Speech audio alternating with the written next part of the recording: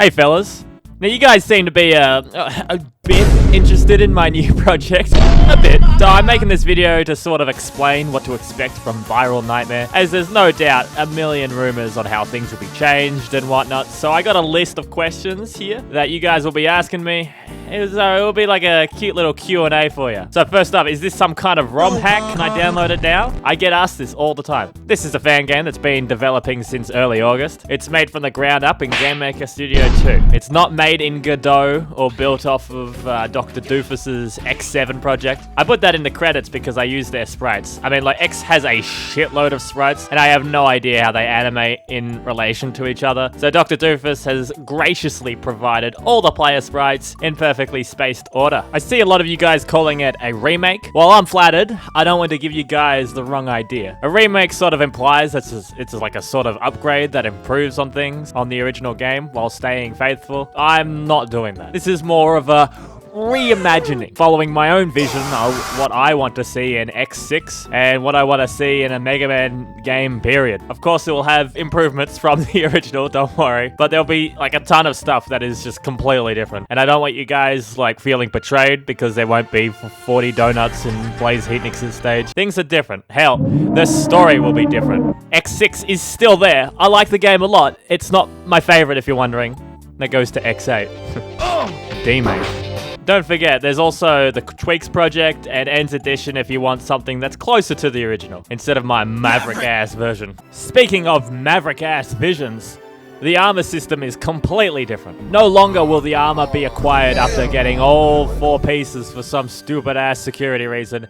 You get each part, piece per piece, and you use it right as you get it, just like the old games. But this also means that they can be mixed and matched, so you could have the cursed loadout of 2 blade parts and 2 shadow parts. But why stop there? Half these parts don't even do anything and can barely synergize with each other. As you've seen with the charged Mark Dash, armor parts will get altered. Hell, even get completely different abilities to give them something actually worthwhile. Think I'm crazy?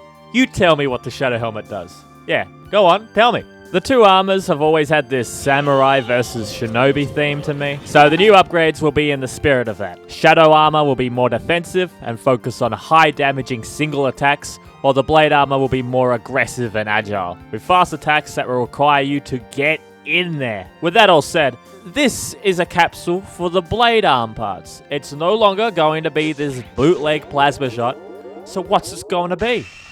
Well, you'll have to wait. This is the new Shadow Armor. It's sort of like Mega Man X Corrupted's version. All right, whoa, chill out. Hold on. You see, the Shadow Armor can now use special weapons. So I needed a traditional blue to make the colors be able to change. I mean, could you imagine getting a Shadow part and now being locked out of special weapons? Ridiculous. So it has to use special weapons. Come on now, you know? Also, it'd be very strange having like black pieces of armor in between your blade armor. I mean, look at this. Yeah.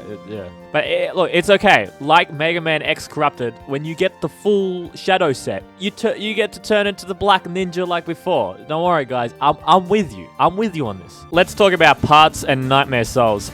Yes, there is a shop. So in the original game, parts were collected when you saved certain Reploids. However, you can only equip so many parts based on your rank, which increases based on your Nightmare Soul count, which sucks. Like, what?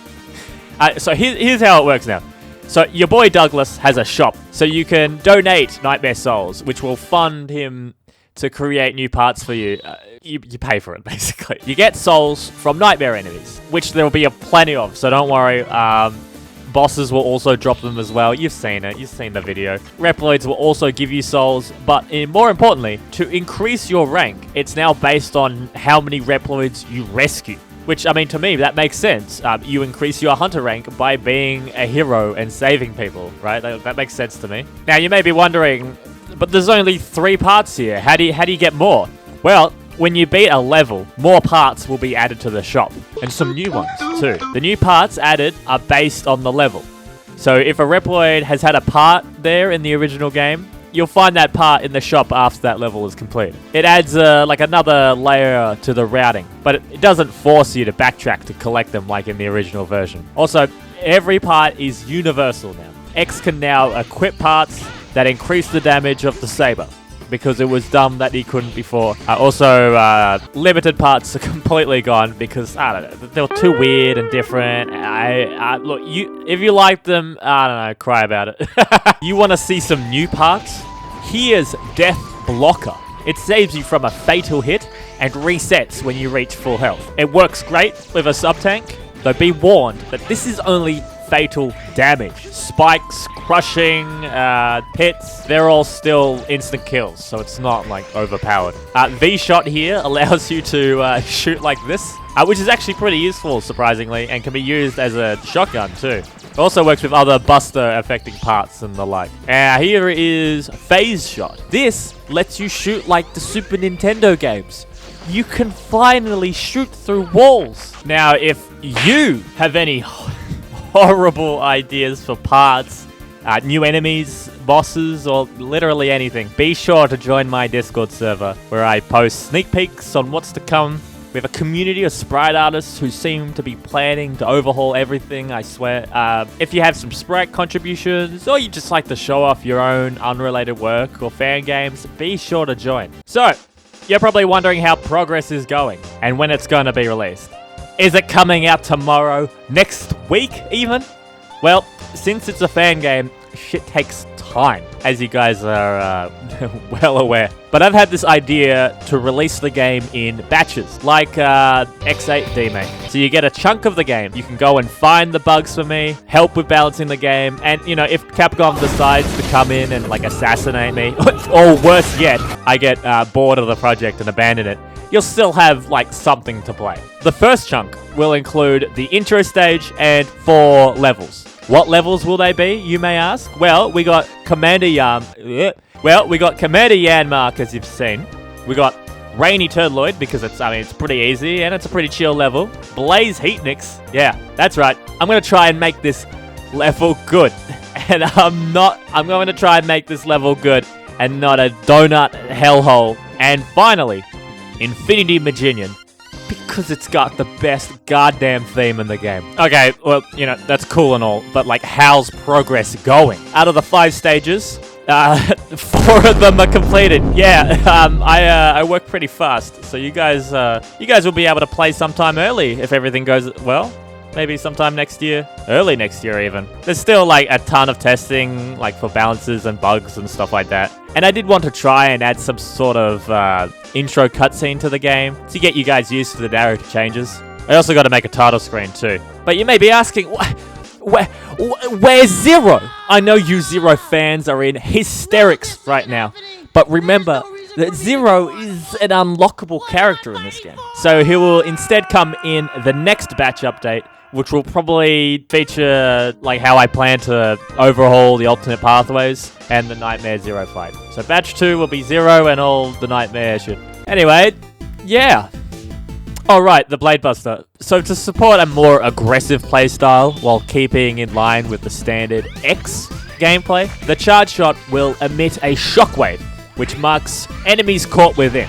This mark will increase the damage that those enemies take from saber slashes and other melee attacks like the Mark Dash. So it's more of like a combo tool. So you'll still be shooting and using your Charge Shot, but it'll be used as like an opener, for, like when you face like a group of enemies. And the saber, instead of charging, it will be much faster to fit the fast-paced style. Don't worry, the Charge Shot will still be in the game. I'll just give it to the Shadow Armor instead, because it's more of like a precise armor, you know what I mean? But yeah, wacky changes, and I'm curious to see how you guys fit them into your playstyle or whatever.